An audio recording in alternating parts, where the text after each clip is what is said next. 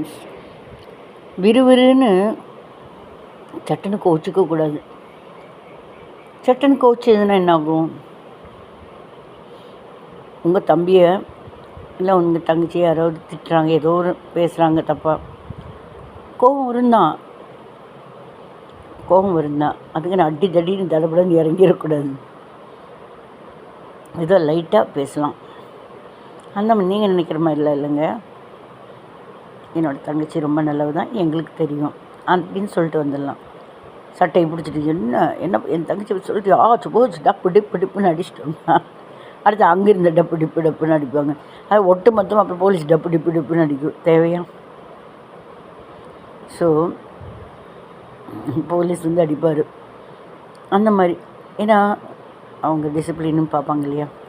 So விறுன்னு கோபம் வராமல் பார்த்துக்கணும். ஒன்றும் இல்லை, ஈஸ்னோஃபீலியா இருக்கு இல்லையா, நம்ம வீடு கூட்டுறப்ப சிலப்போ புழுதி குப்பைகள்லாம் மூக்கில் சுறுசுறுன்னு ஏறும்.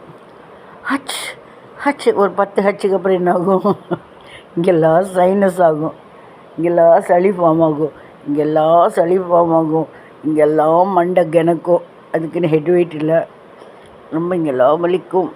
சரியாக சாப்பிட முடியாது, சரியாக தூங்க முடியாது. ஒரு இத்தினோண்டு சுறுசுறுன்னு ஏறின இத்தினோண்டு இந்த ஈஸ்னோஃபீலியா இந்த சுறுசுறுப்பு தன்மையினால் நமக்கு என்ன ஆகுது? இத்தனை பிரச்சனைகள்.